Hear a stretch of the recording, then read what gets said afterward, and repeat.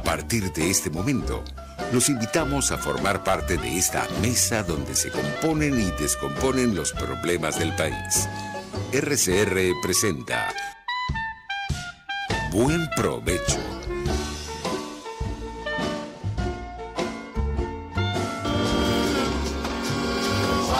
La voz de la diáspora en Buen Provecho con el profesor Tomás Páez. Buenas tardes, querida audiencia global.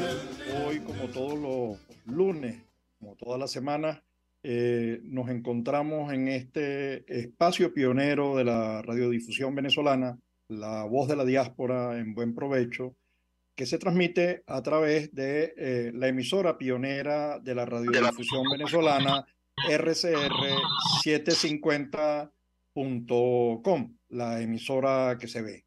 En la dirección de la estación se encuentra Jaime Nestares, en la gerencia de producción Catherine Manzano, en la producción Génesis Rodríguez, en los controles Gregorio González y en la conducción del programa este servidor Tomás Páez. Antes de presentar a nuestra distinguida invitada del día de hoy, además es una insigne trabajadora en un área de primerísima importancia, acaba de salir en este momento, sí, en caliente, una decisión de la Corte Penal Internacional rechazando la propuesta del gobierno venezolano de revisar y de cotejar lo que dijeron las víctimas, cosa que ya lo que haría es agregar dolor a la situación, ¿no? Bueno, lo primero es el tema el retorno de los venezolanos en un avión, ciento y tantos venezolanos que regresaron. Qué bueno que pudieron salir de esa encerrona entre dos puntos, la frontera norte de Chile con la frontera sur de Perú. Las fronteras están militarizadas en el caso de Chile.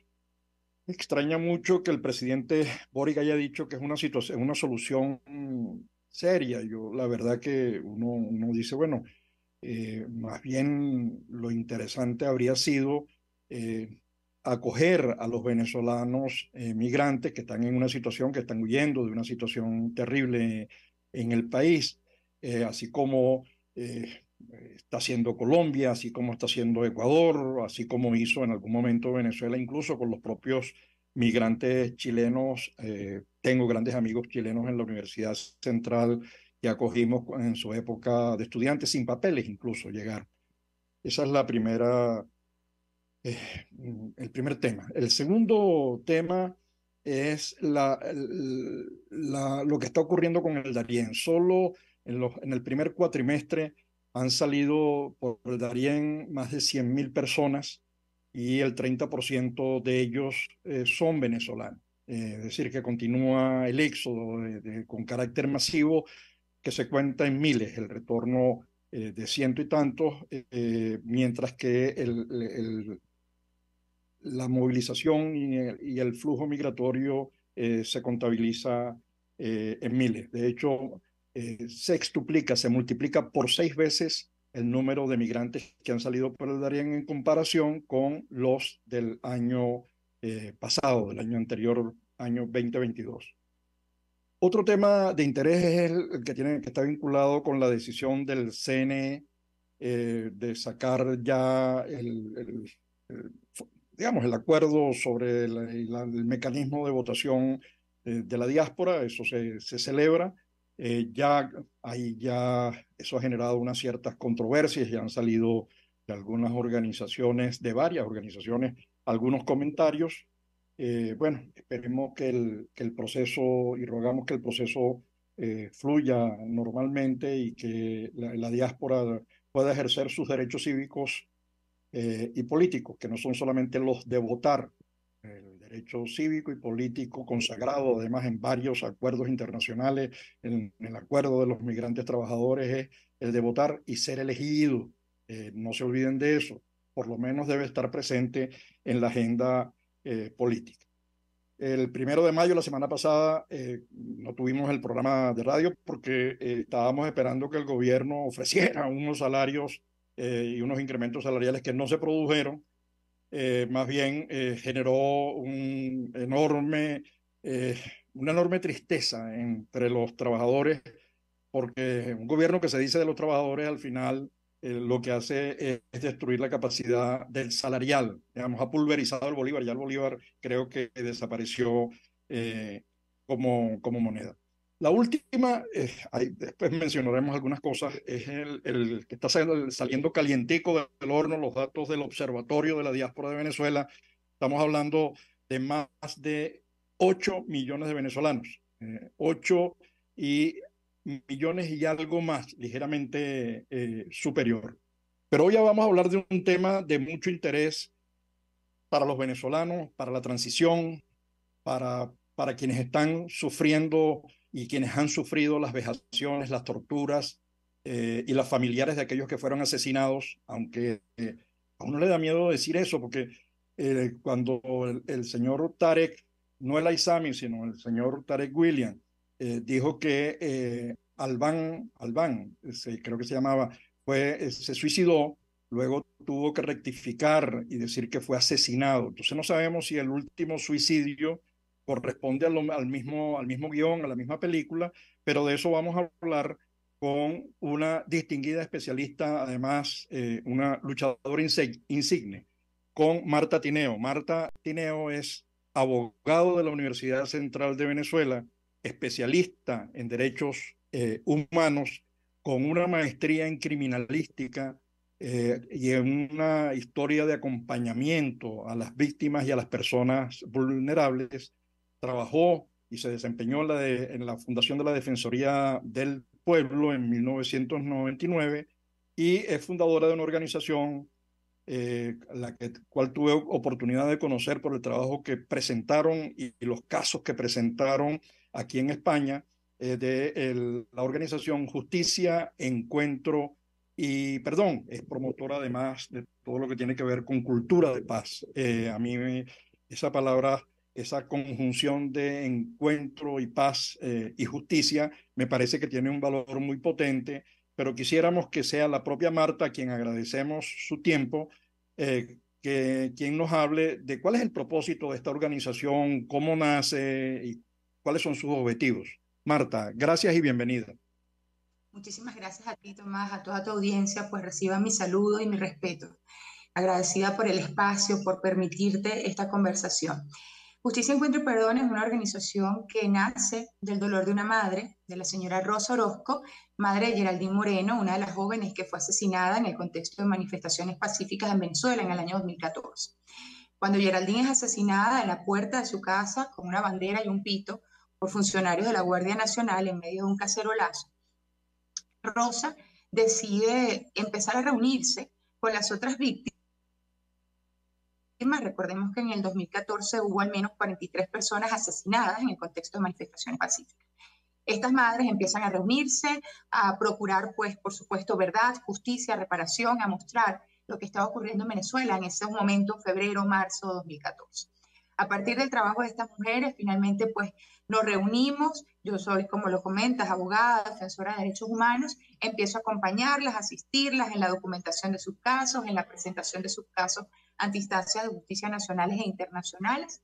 Y luego de unos años de trabajo, desde el 2014 hasta el 2017, finalmente logramos fundar Justicia, Encuentro y Perdón, que es una organización que representa casos de ejecuciones extrajudiciales en el contexto de manifestaciones pacíficas y también casos de desapariciones forzadas, detenciones arbitrarias, torturas por persecución política.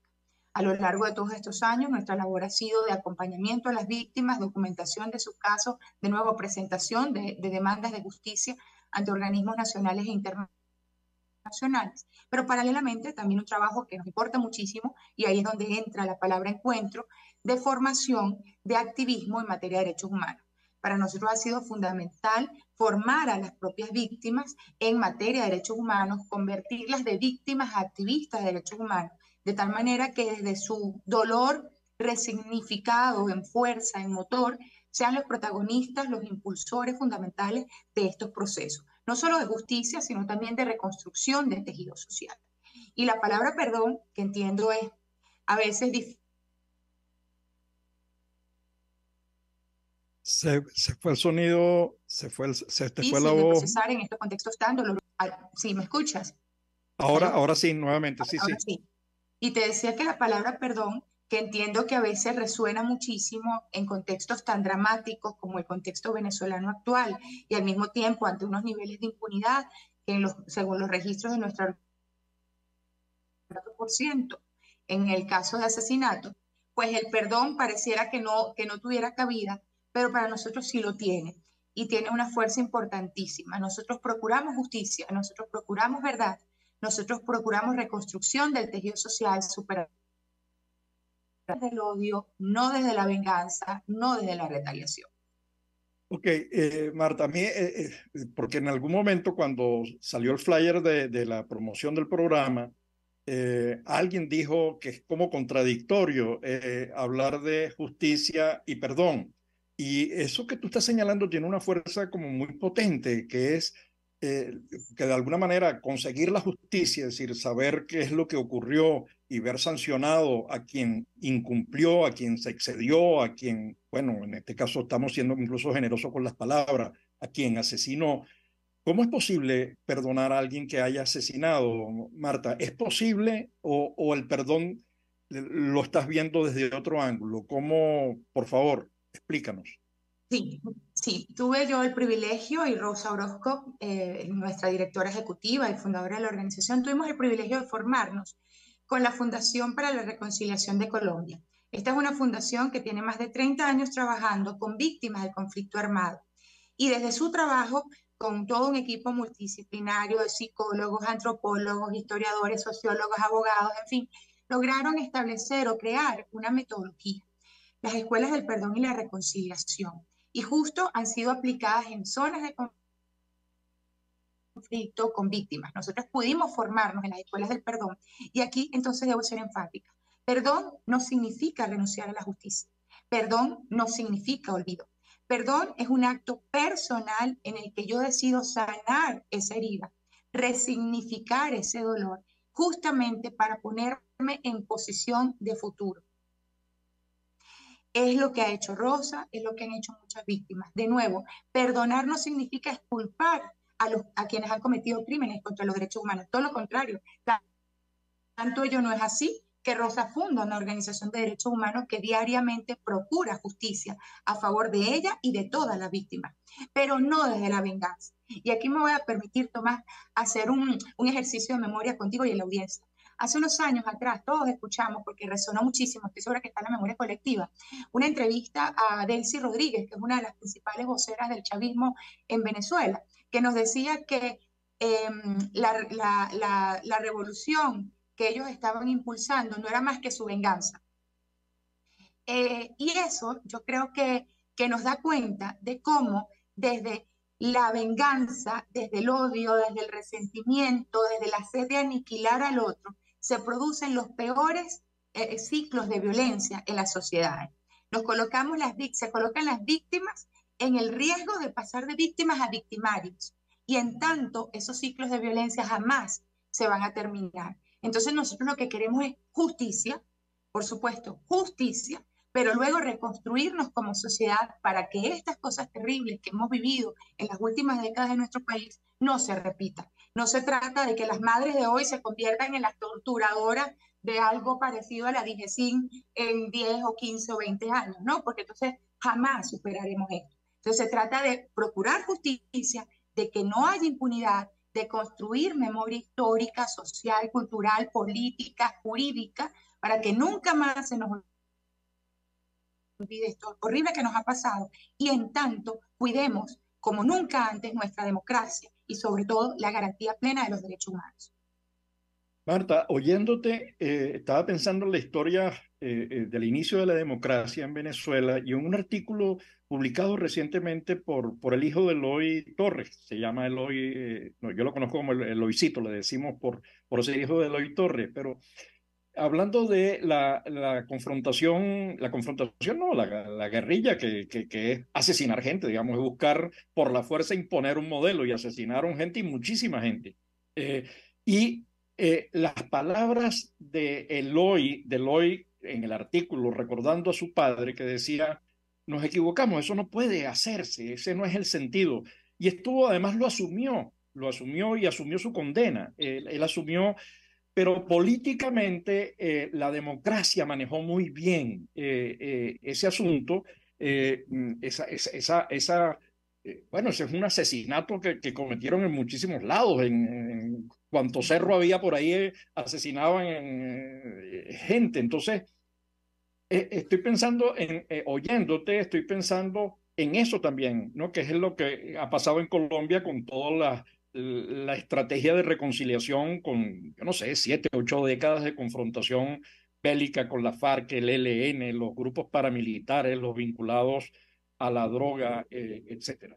Entonces, eso de verdad que me reconforta porque creo que es una respuesta a quienes pensaban, bueno, como contradictorio el tema del perdón y la, pero déjame continuar. Tú estabas hablando de lo del 2014, lo que ocurrió en 2014, pero eso que ocurrió en 2014 se repite en 2017. Hay un texto de Carol Prunhuber que recoge día a día lo que ocurrió, la cantidad de muertos, 130 y tantos, creo que casi 140, 137 documenta en el libro, un libro hermoso por lo histórico, pero al mismo tiempo lleno de tristeza, porque se trata de gente que fue asesinada, de muchachos jóvenes a los que se les cortó la vida. Eh, si eso ocurrió en 2014 y 3 años después ocurre en 2017, ¿qué esperanzas hay de que este gobierno cambie y qué es lo que hay que hacer para que esto no vuelva a ocurrir, Marta? Según nuestros registros, desde el 2014 y hasta la presente fecha hay 334 víctimas fatales de este patrón de persecución política. En esos 334 víctimas están incluidos quienes, ejerciendo su derecho a la manifestación pacífica, que vale decir es un derecho humano, fueron asesinados por cuerpos de seguridad del Estado o por grupos civiles armados, pues con aquiescencia del Estado. También quienes aún sin estar manifestando fueron igualmente asesinados porque se encontraron en esa ola de violencia. Y también quienes estando en prisión por razones políticas han muerto tras las rejas. De esas 334 víctimas fatales que tiene documentada nuestra organización, al día de hoy hay un 90 respecto a autores materiales, pero y el 5% en los que ha habido juicio y condena se refiere solo a eso, a los autores materiales, no así a la cadena de mando.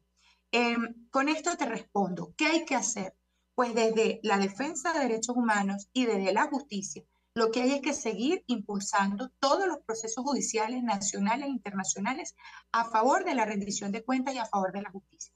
Eso es lo que nos va a garantizar que estos crímenes no solo no queden impunes, sino que no se sigan sucediendo. Porque si algo nos deja claro la impunidad es la garantía de que estos crímenes se sigan sucediendo. Tú bien lo mencionas, en el 2014, en el 2017, en el 2019, pero esos 3 periodos los recordamos muy claramente porque fue un número escandaloso, no solo de manifestaciones, sino de muertes. Pero desde el 2014 y hasta el año pasado, nos han sido asesinadas en el contexto de manifestaciones pacíficas. En menos cantidad, por supuesto, pero se sigue cometiendo estos asesinatos en el contexto de manifestaciones. Entonces, desde lo jurídico, lo que hay que seguir es procurando justicia. Desde lo político, pues obviamente no es mi área de trabajo. Entiendo que se deben seguir impulsando todos los procesos necesarios para superar esta crisis sin precedentes que hemos padecido en Venezuela. Pero definitivamente procurar justicia y procurar rendición de cuentas y procurar condena a los responsables de estos crímenes es sin duda eso de lo que tenemos que hacer y no podemos dejar de hacer.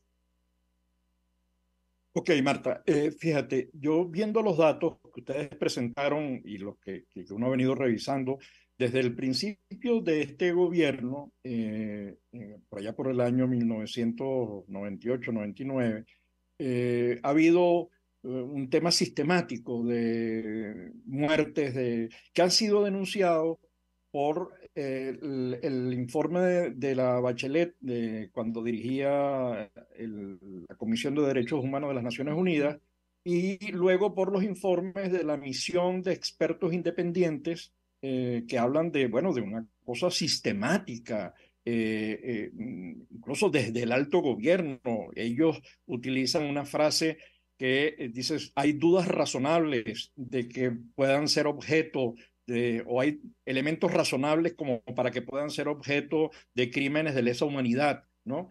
Eso es muy fuerte, y además eso es más o menos irreversible. Yo estaba escuchando en estos días, no sé si fue a Delcy o a su hermano diciendo o a Maduro, no recuerdo ahorita, el señor Maduro diciendo que la condición para continuar el diálogo era, bueno, eliminar, como si la Corte Internacional le perteneciera a alguien, eso le pertenece al mundo. Entonces, ¿cómo crees tú que se puede abordar un tema en el que el gobierno está empeñado en no querer ser evaluado, en no admitir ni siquiera los argumentos de sus víctimas, de gente que ha sufrido las peores torturas, o de los informes de las Naciones Unidas que hablan de el aniquilamiento de decenas de miles de venezolanos por el FAES antes y ahora por otros organismos? ¿Cómo abordar este tema tan complejo, tan fuerte, eh, bueno, y que tanto afecta a tantas familias venezolanas? Sí, tanto es una política de Estado, tanto son violaciones que se siguen de forma sistemática y generalizada en el caso venezolano, que por eso estamos pues en medio de una investigación por presuntos crímenes de lesa humanidad de parte del fiscal de la Corte Penal Internacional. Es decir, cuando justamente se constituye en crímenes de lesa humanidad cuando se trata de un patrón de ataque sistemático o generalizado contra grupos de la sociedad civil. En el caso venezolano es sistemático y generalizado. Desde al menos 2017 se anunció por la Fiscalía de la Corte cuando se abre el examen preliminar, pero más recientemente, luego digamos, de seguir ese proceso de investigación, el fiscal ya se pronuncia desde el 2014 al menos. Es decir, que ese patrón de ataque sistemático y generalizado o hay suficientes razones para considerar que se ha cometido en nuestro país desde al menos 2014. Incluye no solamente asesinatos, sino detenciones arbitrarias, torturas, violencia sexual y el crimen de persecución política. De esto da cuenta, como bien tú lo dices, los informes de la Oficina del Alto Comisionado para los Derechos Humanos, una misión internacional independiente de determinación de hechos sobre Venezuela, creada por el propio Consejo de Derechos Humanos de Naciones Unidas al tener cuenta de la gravedad de la crisis de derechos humanos en nuestro país. Se crea esa misión que ya tiene 3 años de mandato con sucesivas renovaciones y que los informes de la misión han llegado a concluir que hay suficientes elementos para considerar que en Venezuela se han cometido esos crímenes y ha exhortado a la Corte Penal Internacional a que investigue respecto a ello. Los informes de la misión de alguna manera han sido impulsores del trabajo que se está haciendo desde la Fiscalía de la Corte Penal Internacional.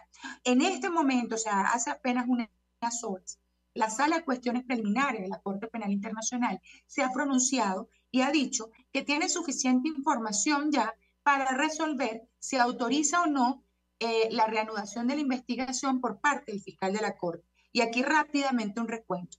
Cuando el fiscal, después de haberse llevado unos 3 años de examen preliminar sobre la situación Venezuela 1, el fiscal de la Corte Penal vino a Venezuela y aquí en Miraflores anunció que iba a iniciar una investigación por la presunta comisión de crímenes de lesa humanidad. Luego de que el fiscal hace ese anuncio y firma con las autoridades venezolanas un memorándum de entendimiento donde las autoridades se comprometen a colaborar con la investigación, luego de eso las autoridades van a la Sala de Cuestiones Preliminares de la Corte Penal y solicitan que esa investigación sea diferida por cuanto ellos aseguran que en Venezuela se están llevando a cabo investigaciones genuinas, transparentes, imparciales, independientes respecto a estos crímenes. Suministra al Estado venezolano información para, digamos, avalar esa afirmación y el fiscal responde diciendo, mira, esta información no da cuenta de que en Venezuela se estén investigando estos crímenes. En tanto, solicita a la sala autorización para seguir su investigación. La sala, para resolver esa incidencia, es decir, la solicitud del Estado de que la investigación no siga y la solicitud del fiscal de seguir, resuelve escuchar a las víctimas por cuanto sus intereses están directamente involucrados. Y dice, bueno, mira, yo quiero escuchar la opinión de las víctimas antes de resolver esto. Se publica un formulario en el que las víctimas podían presentar su opinión en cuanto a si era necesario o no que la investigación se llevara a cabo por parte de la Fiscalía de la Corte Penal Internacional, y más de 8.900 víctimas presentaron sus observaciones. Sin embargo, el Estado venezolano, a través de sus autoridades, insiste entonces en que quiere tener acceso a esa información para responder. Una cuestión que era absolutamente imposible, porque desde el mismo momento en que se publicó el formulario, quedó claro que esa era una información absolutamente confidencial, que solamente iba a ser recibida y revisada por los jueces de la Corte, justamente en garantía de la seguridad de las víctimas. Es decir, esto nosotros lo entendíamos pues como una táctica dilatoria, o sea, solicitar algo que sabes que no te van a dar, pero detienes el proceso porque te tienen que resolver esa solicitud. La sala muy rápidamente, la solicitud de las autoridades ocurrió creo que hace un par de semanas, si no me equivoco, y ya hoy la sala dijo no, no es posible entregar esa información y nosotros ya tenemos la información que necesitamos para decidir. ¿Cuándo va a decidir la sala? No lo sabemos. Sabemos por desgracia que los tiempos de la justicia no son los tiempos de la crisis, no son los tiempos de las víctimas, pero lo importante aquí que hay que destacar es que el proceso sigue avanzando, que el proceso está vivo, que las víctimas pudieron dar su opinión, que esas opiniones van a ser consideradas. Y yo no tendría ninguna duda en que este proceso va a seguir avanzando a favor de la verdad, a favor de la justicia, a favor de la reparación de las víctimas y en tanto de que los responsables de estos crímenes sean, conforme a derecho, debidamente juzgados y condenados. Marta, la verdad que con esto yo creo que vas dejando claro a mí por lo menos, y creo que a nuestra audiencia, cuál es el alcance y cuál es el propósito y cuál es el trabajo que viene haciendo la Corte Penal Internacional sin crearse falsas expectativas. Es decir, a mí lo que me preocupa es que a veces hay gente que dice, bueno, ya entró en la Corte Penal Internacional, ya el gobierno cayó, ¿no? Eso es más complicado, ¿no? Yo creo que Lukashenko lleva ya unos cuantos años y a lo mejor se están confiando en esto quienes hoy dirigen el país en Venezuela, quienes ejercen el gobierno. Pero yo quisiera dejar algunas preguntas en el aire que me surgen de esta conversa. Una primera es, ¿tiene reparación el sistema judicial venezolano? ¿Y cómo? Tú eres egresada de la UCB. Ahí hay algunos miembros del TSJ que fueron electos de la forma en que fueron electos, violando todas las normas, pero la pregunta es, acaba de involucrarse en el caso del señor Tarek El Aissami, no el otro, no Tarek William Saab, sino El Aissami, a un abogado que formaba parte de una red, yo no recuerdo el nombre, ahí en Caracas, algo así.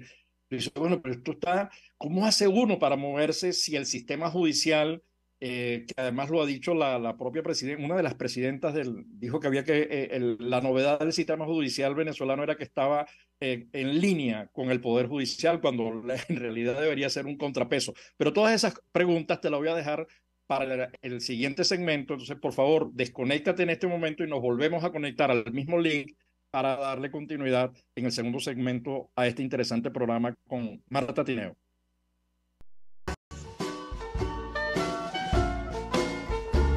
Los grandes temas se debaten en la mesa. Buen provecho por RCR 750, la radio que se ve. Y síganos en Twitter en @RCR750. Puedes seguirnos en nuestras redes sociales. En Twitter, @RCR750, la radio que se ve. Yo creo que los políticos responsables proponen ideas y dicen que son de ellas y convocan a la gente a hablar de su idea. Me parece de muy mal gusto cuando la idea empieza a decir, bueno, esto no es mío, es de Venezuela. Eso significa que fracasó. Y entonces le están endosando al país la incapacidad para articular una idea que de suyo desde el principio era una idea y un curso estratégico. A mí eso me parece de mal gusto. Me parece que el marketing político no da para tanto. Así podemos ver el mantra de Guaidó: cese la usurpación, gobierno de transición y elecciones libres. Él lo abandonó.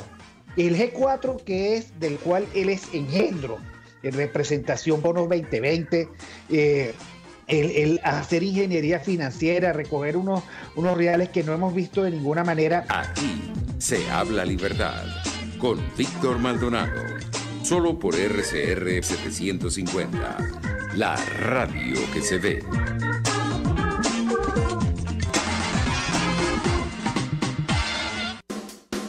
Pretty Woman. Na, na, na, na, na. La gran estilista Teresa está al frente de su salón de belleza Tarina, con su maravilloso equipo de profesionales peluqueras y manicuristas. En el salón de belleza Tarina siempre vas a lograr el look de la mujer bonita. Está en la planta alta del Centro Comercial Galerías Prados del Este. Ven para que te consientan. Pide tu cita por el 0414-222-6577. Salón de belleza Tarina. Atención como tú lo mereces, con todo cariño. Pretty Woman. Moisés Naim en Efecto Naim. Hola, soy Moisés Naim desde Washington. Conéctese a rcr.tv. También nos puede seguir por @Efecto Naim en Twitter. Y estamos en Facebook y en Instagram. Y no olvide que puede disfrutar todos los contenidos del programa cuando usted quiera, suscribiéndose a nuestro canal de YouTube. Nos vemos en la radio. Solo por RCR y rcr.tv, la radio que se ve. El doctor José Eduardo Troconis y sus especialistas invitados le ayudarán a obtener cada semana el secreto para mejorar su calidad de vida en RCR Salud. Usted podrá comprobar la veracidad de las tradicionales técnicas y últimas tendencias que se divulgan acerca de la salud y la medicina en nuestra sociedad. Hay mucho más dedicación y hay mucho más experiencia. Tenemos las herramientas. RCR Salud, todos los domingos, a partir de las 10 de la mañana, por RCR 750 AM. Pluralidad contigo. Respeto contigo. Responsabilidad contigo. Libertad contigo. Estamos contigo y punto. De lunes a viernes a la 1 de la tarde. Contigo, solo por RCR 750 AM, porque lo bueno une. RCR 750 AM, porque lo bueno une.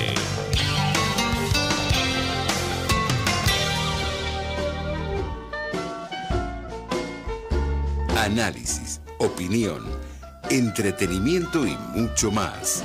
Escuchas Buen Provecho por RCR 750, la radio que se ve. Ya de regreso a nuestro segundo segmento de La Voz de la Diáspora en Buen Provecho, con una distinguida invitada, además una peleadora e insigne por la libertad, por la democracia, por la defensa de los derechos humanos. Ella es abogado de la Universidad Central de Venezuela, especialista en derechos humanos con maestría en criminalística, fundadora junto a la madre de uno de los asesinados de 2014, entendí, Marta, si no me corriges, de la organización Justicia, Encuentro y Perdón. Además, yo creo que la explicación que dio de la relación entre justicia y perdón y encuentro es clave para los procesos de transición hacia la democracia que tendremos que construir en Venezuela. Habíamos dejado de lado un tema que se nos había pasado en la presentación inicial, que es ese terrible evento que ocurrió en Texas. Había ocurrido algo anterior en México, algo anterior en Chile con migrantes venezolanos. Un camión hizo una embestida y aniquiló, asesinó a varios migrantes, entre ellos migrantes de origen venezolano. A todas las familias nuestras condolencias, de verdad, porque la verdad que Venezuela, que ha sido un país receptor de migrantes de todo el mundo, desde la China, la India, el Líbano, Japón, Inglaterra, Estados Unidos, más todos los que conocemos, Italia, Portugal, Colombia, etcétera.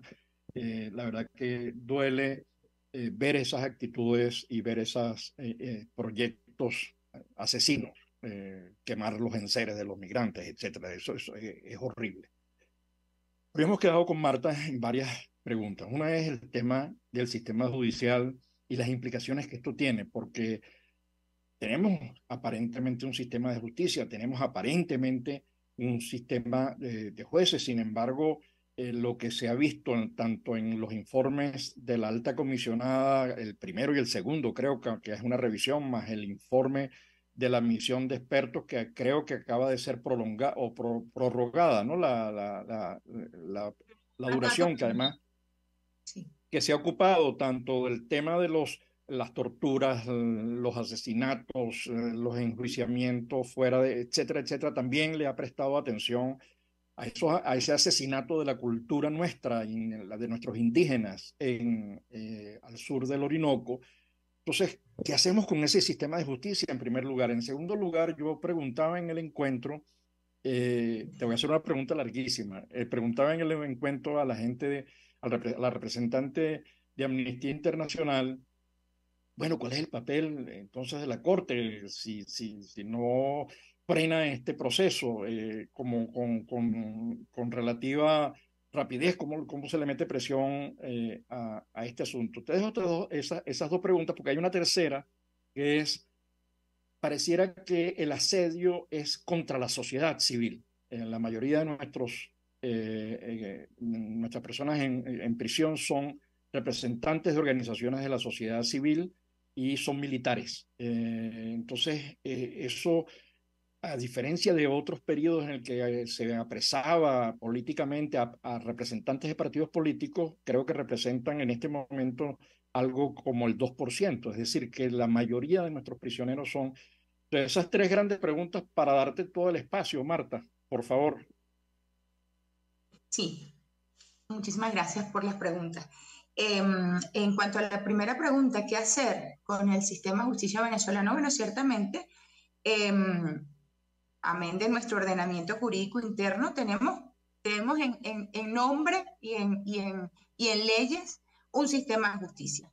Tenemos una fiscalía, tenemos una defensa pública, tenemos un poder judicial y a tenor de nuestra norma constitucional se supone todos deben actuar de forma imparcial, independiente y, por supuesto, en procura de la justicia y del respeto pleno de los derechos humanos.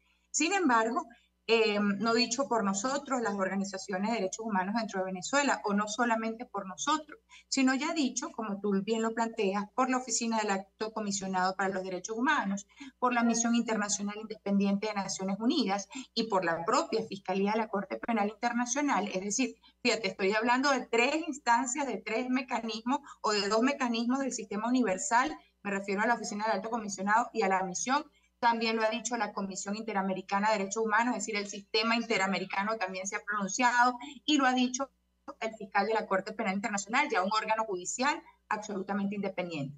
Todos estos mecanismos, todos estos organismos, estas instancias de justicia internacional han coincidido en que el sistema de justicia venezolano no solo no opera a favor de la justicia y de la reparación de las víctimas, sino que en gran medida es copartícipe, cómplice en la comisión de esos crímenes.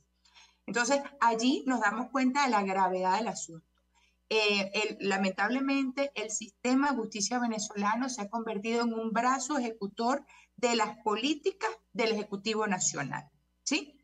La designación de los jueces, de los fiscales, de los defensores, vulnera toda la legislación que está claramente establecida en ese sentido. Son personas que son colocadas de forma provisional, de tal manera que no tengan titularidad, no tengan ningún tipo de estabilidad laboral y en tanto sean mucho más vulnerables al cumplimiento de instrucciones. Tenemos, como si fuera poco, antecedentes como el caso de la jueza María Lourdes Afiuni, quien al haber desatendido una instrucción dada, pues sabemos terriblemente, salió esposada de su tribunal, pasó años en prisión por razones políticas, sometida a torturas, al día de hoy todavía en su casa con prohibición, con arresto domiciliario. Es decir, nos damos cuenta de que no solamente ha sido dar la instrucción, sino que han habido castigos ejemplarizantes. Quien no la cumpla puede ser duramente perseguido y va a pasar a engrosar esa lista de enemigo interno de la que muchas veces nos hablan. Entonces, eso nos da cuenta, evidentemente, de cómo el sistema de justicia venezolano al día de hoy, por desgracia, lejos de cumplir las atribuciones que le han sido conferidas por la Constitución y las leyes, se ha convertido en un ejecutor de políticas del Ejecutivo Nacional. ¿Qué hacer ante eso? Pues evidentemente tendríamos nosotros que avanzar en un proceso de reinstitucionalización de todo el sistema de justicia, que eso pasa por reformas legislativas, institucionales, administrativas, por convocatoria de concursos profesionales a tenor de la ley. Es decir, esto pasa por muchísimo, incluso por investigar, juzgar y condenar a quienes, siendo funcionarios del sistema de justicia, han sido copartícipes de estos crímenes. En Venezuela pasan cosas tan horribles como que en una audiencia de un tribunal, un preso político ante el fiscal y ante el juez señala a su torturador que está en audiencia y se hace caso omiso. Y no solo se hace caso omiso, se niega el registro de eso en el acta de esa audiencia. Es decir, han pasado cosas verdaderamente escandalosas. Entonces aquí habría que haber un proceso de reinstitucionalización amplísimo. Hasta tanto eso no ocurra, por desgracia nosotros no podemos tener expectativas reales en que desde el sistema de justicia venezolano podamos avanzar en procesos reales de justicia. Y por eso justamente es que el fiscal de la Corte dice que el Estado venezolano no da cuenta de querer ni poder avanzar en procesos de justicia, me corresponde por principio de complementariedad hacerlo a mí. Eso respecto a la primera pregunta. Respecto a la segunda pregunta, que tiene que ver justo qué hacen entonces los organismos, yo quiero destacar que no es poca cosa que la situación venezolana haya estado en todas las agendas de todos los organismos e instancias de protección de derechos humanos internacionales, por lo menos en la última década.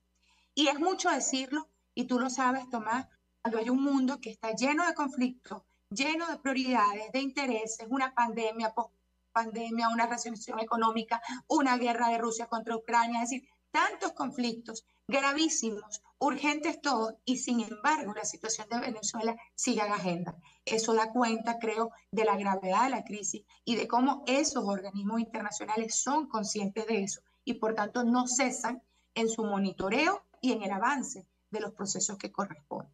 Y finalmente, la tercera pregunta me decía el tema de los presos políticos, y te agradezco que lo hayas incluido, porque ya habíamos hablado de las 334 víctimas fatales.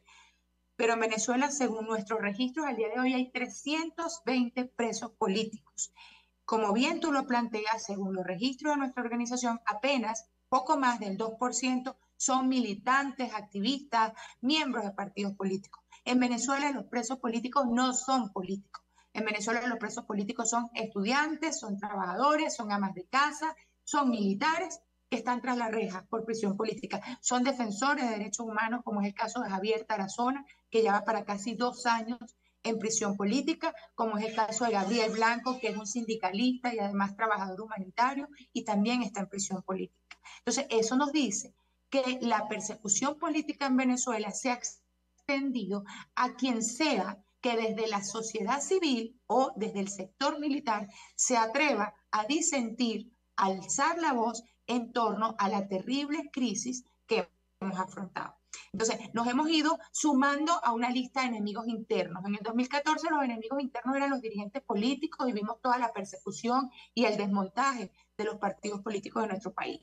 Pero a esa lista entonces se sumaron periodistas y hemos visto el cierre masivo de medios de comunicación, la prisión de periodistas por razones políticas también, y al día de hoy hasta los defensores de derechos humanos somos parte de esa lista de enemigo interno. Entonces, ahí nos damos cuenta pues, que se trata de un sistema que lamentablemente persigue de forma feroz las voces disidentes, las voces que reclaman, las voces como las nuestras, que documentamos casos de derechos humanos, las voces que informan, como el caso de los periodistas, las voces de los militares, que a un ejercicio institucional han dicho no estamos de acuerdo para tal o cual cosa, o no nos prestamos para tal o cual cosa. Es decir, aquí todos estamos de alguna manera en esa lista. Se trata de el lugar, el momento, pero todos estamos en riesgo, y lo digo con muchísima responsabilidad, aun cuando yo estoy acá en Venezuela, en terreno trabajando, pues asumo que es una situación verdaderamente complicada, porque incluso mi trabajo, que no tiene nada que ver con política, ni mucho menos, mi trabajo es acompañar a víctimas, a madres como Rosa y como tantas a quienes le asesinaron a sus hijos y están procurando justicia, a madres que tienen a sus hijos presos, a esposas que tienen a sus maridos presos y están procurando libertad de ellos, pues acompañarlas también supone un grandísimo riesgo, pero evidentemente existe el deber de hacerlo y además que es mi derecho. Defender derechos humanos es un derecho también y procuraremos seguirlo ejerciendo mientras Dios nos lo permita. Marta, bueno, yo admiro tu fortaleza, yo admiro tu valentía, además, porque pareciera que el gobierno lo que intenta es infundir miedo, sembrar temor entre los ciudadanos. Cuando mencionaste a Tarazona, y luego uno piensa en los periodistas que además no pasan por, no hay juicio, nadie sabe dónde está, digamos, los derechos más elementales que se le garantizan a cualquier persona que ha sido el derecho a la defensa, el derecho al admitir que no necesariamente es culpable hasta tanto se demuestre lo contrario, digamos, que la culpabilidad no es algo que tú decretas antes de, que tú no puedes tenerlo 2 años en prisión, como el caso de Roland Carreño. Entonces, tú dices, es que es un ataque a la sociedad civil, y ahora lo engarzo y lo conecto con esta última discusión que hubo en el Parlamento, que además fue aprobado casi que por unanimidad en primera discusión, en contra de las asociaciones civiles, que me hace recordar aquello hace 2 semanas en el último programa, porque el 1 de mayo no tuvimos, mencioné el libro de Anne Applebaum sobre la hambruna roja, que fue la invasión, bueno, el trato de los rusos a Ucrania, de Trotsky, Lenin, Stalin, del Partido Comunista, que se inventaban cualquier cosa, como se inventaron con la FUNE, como se inventan con cualquier persona que deseen apresar. Esa impunidad con la que ellos actúan infunde temor, infunde miedo. ¿Tú crees que lo están logrando y de alguna manera el hecho de que estén estos en este momento en la Corte Penal Internacional, que la Corte Penal Internacional hoy les haya dicho no podemos, no se acepta la propuesta de ustedes de revisar los argumentos de quienes han testificado? ¿Tú crees que eso sirve, apoya, genera algunos frenos en este mare magnum de locura y asesinatos e impunidad? Pues quisiera pensar que sí, quisiera pensar que sí, que saberse investigado y monitoreado por mecanismos internacionales de protección de derechos humanos, siendo pues el fiscal de la Corte Penal insistiendo en la necesidad de reanudar su investigación, porque de nuevo no tiene cuenta clara, según la información suministrada por las autoridades venezolanas, de que se están investigando esos crímenes, pues quisiéramos pensar que sí, que es un muro de contención, pero sobre todo quisiéramos pensar que los funcionarios de los cuerpos de seguridad del Estado, los funcionarios del sistema de justicia, pues sean conscientes de que la violación contra los derechos humanos no prescribe, que estos crímenes están siendo investigados y que seguramente en algún momento van a ser juzgados. Entonces, yo sobre todo haría un llamado de atención a los funcionarios de los cuerpos de seguridad, a los funcionarios del sistema de justicia, a los funcionarios públicos en general. Mira, esta crisis hay que detenerla sin duda. El ataque contra las organizaciones de derechos humanos, pues de nuevo, ya tiene muchísimo tiempo, porque otra vez, entonces hemos engrosado esa lista de enemigos internos, porque hemos asumido la responsabilidad histórica y moral de documentar estas violaciones y presentarlas ante organismos internacionales. Entonces, hay dos leyes, la ley contra el financiamiento y la ley de cooperación. En todo caso, vale también señalar que más allá de cerrar aún más el espacio cívico, de limitar más nuestro trabajo, de obstaculizarlo, ciertamente se está revictimizando a quienes ya han sufrido afrentas contra sus derechos humanos. Al final, ¿qué estoy haciendo yo en este momento contigo, Tomás? Narrando la situación de 334 familias que han tenido una víctima como parte de una persecución política, dándole voz a las madres, a las esposas, a los hijos de los presos políticos. Eso es lo que yo estoy haciendo. Silenciarme a mí, silenciar nuestro trabajo, pues simplemente es revictimizar a esas personas, negarles la posibilidad de justicia, y a quienes están en prisión política es negarles la posibilidad de libertad. Tú mencionaste algo que es fundamental. Se fue el sonido. Se fue el sonido. Marta. Perdí. Cuando hablamos con el tema de los presos políticos en Venezuela. Más del están Marta, cumpliendo una pena anticipada. Marta, te perdí en algún momento. Vuelve a retomar la respuesta, por favor. Ajá. Te decía que tú hacías una acotación que vale la pena destacar cuando hablamos de la situación de los presos políticos. Más del 60% de los presos políticos del país al día de hoy están cumpliendo una pena anticipada. No se han llevado a cabo juicios en los que se establezca su responsabilidad en la comisión de un delito. Y estamos hablando de gente que tiene 2, 3, 4, 5, 6 años privado de libertad. Y las familias también sufriendo los impactos de la prisión política. Son las madres, son las esposas, son las hijas las que tienen la responsabilidad de llevarles comida, agua potable, alimentos, medicinas, porque los centros penitenciarios en los que se encuentran no son dotados de los insumos básicos para la sobrevivencia. Entonces, detrás de los 320 presos políticos hay miles de venezolanos que están sufriendo las consecuencias de eso. Y tan grave es la crisis que lo caso con lo que tú mencionabas al comienzo, la tragedia de más de 8 millones de venezolanos fuera de las fronteras, huyendo a la crisis, huyendo a la persecución, sufriendo estos ataques que nos duelen a todos. Vimos lo de la prisión de México, ahora vimos esto en Texas, y esto es algo que nos duele en el alma. Y en definitiva lo que nosotros queremos justamente, que esto no solamente pare, sino que se juzgue y se condene, porque es la única garantía de que definitivamente esto no vuelva a ocurrir en nuestro país. Marta, estamos ya a punto de cerrar el programa. En nuestro segundo segmento se nos pasó hablar de todos los presos políticos, no solamente en Venezuela, sino ese esfuerzo que ustedes vienen haciendo también en Nicaragua y con el tema en Cuba, que son, si mal no recuerdo, eran más o menos 1.500 contabilizados. Entre Cuba, Venezuela y Nicaragua, sí. Exactamente. Pero como no le vamos a dedicarnos, en algún otro momento hablaremos de ese tema, le dedicaremos un programa contigo a ese asunto. Yo quisiera terminar el programa con este tema de la sociedad civil, porque la sociedad civil se ha cargado sobre sus hombros. Si uno quiere hablar de desnutrición, uno sabe a quién recurrir. Si uno quiere saber dónde están los datos de la violencia, uno sabe a quién recurrir. Si uno quiere saber los datos de inflación y cómo hicieron desaparecer el bolívar y dolarizaron la economía, uno sabe a quién recurrir. Igual con el tema de la diáspora, y ahora con estos datos que tú estás proporcionando y la información, y eso todo ha sido construido por la sociedad civil, por organizaciones que trabajan en algunos casos con las uñas, en otros casos con algunos pocos recursos, que además quieren cortarle a las asociaciones. Es decir, la asfixia quiere ser total, es el silencio.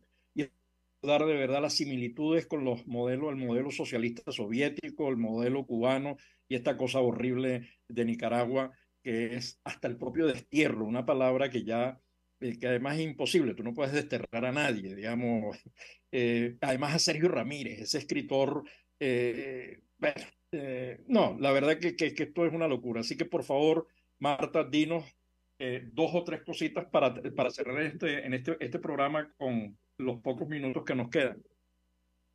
Pues agradecerte, Tomás, agradecerte el acompañamiento. Aprovecho el programa pues para comentar con tu audiencia que justamente la Red Global de la Diáspora Venezolana y Justicia, Encuentro y Perdón, recientemente hemos establecido una alianza de sobre todo de buena voluntad, ¿no? Que es lo que nos une, para juntos seguir visibilizando esta situación, que todos los venezolanos dentro y fuera de Venezuela se enteren de lo que está pasando, pero no solamente se enteren y se sensibilicen, sino que juntos sigamos pues desde nuestros espacios, desde nuestras plataformas, seguir sumando. Venezuela nos duele a todos, Venezuela nos duele a los que estamos adentro, pero también sé muy bien que les duele a los que están afuera. Entonces esta alianza procura unir a esos que se han tenido que ir con esos que seguimos aquí para seguir trabajando a favor de la justicia y a favor de la libertad de nuestro país. Así que te agradezco no solo el programa, sino la disposición que de la Red de la Diáspora han tenido de sumarse o de compartir con nosotros todos nuestros contenidos y de difundirlos y de seguir pues generando sensibilidad en torno a esto. Así que concluyo simplemente con invitarnos a seguirnos en las redes sociales, tanto de la Red Global de la Diáspora Venezolana como de nuestra organización. Se fue Marta. Perdón, nos encuentran en todas las plataformas. ¿Sí? No, es que se te fue por un segundo la voz. Decía que los invitaba pues a seguir no solamente la red de la diáspora, sino las redes de Justicia, Encuentro y Perdón en todas las plataformas, @JEPBZLA, nuestra página web es JEP Venezuela. Los invito a visitar el Museo de la Memoria, que está alojado en nuestra página web, para que conozcan las historias de esos 334 venezolanos que han perdido la vida como consecuencia de un patrón de persecución política. Hay un mapa interactivo, hay crónicas, hay podcasts, hay boletines, hay informes, es decir, ahí hay información suficiente para no solamente enterarse de nuevo, sino para seguir sumando voluntad a favor de la justicia y la libertad de nuestro país. Mil gracias, Marta. Yo tuve ocasión ahora en Madrid de escuchar algunas de las intervenciones y la verdad que erizan la piel de algunas de las personas que han sufrido esta situación, y la verdad que erizan la piel. Yo me imagino cómo se debe sentir la gente de la Corte Penal Internacional con la escucha de las personas que han sufrido la persecución y los abusos del sistema policial y judicial venezolano. Gracias, Marta, por el tiempo, y a toda nuestra querida audiencia global, como todos los lunes en este su espacio a través de rcr750.com, la emisora que se ve, en la voz de la diáspora en buen provecho. Gracias. La voz de la diáspora en buen provecho con el profesor Tomás Páez.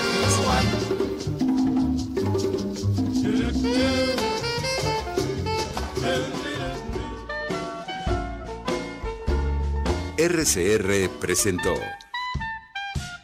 Buen Provecho. Síganos en Twitter como @RCR750. La radio que se ve. RCR presentó Buen Provecho, una producción nacional independiente con certificado número 22388 para dar cumplimiento al artículo 14 de la Ley de Responsabilidad Social. RCR 750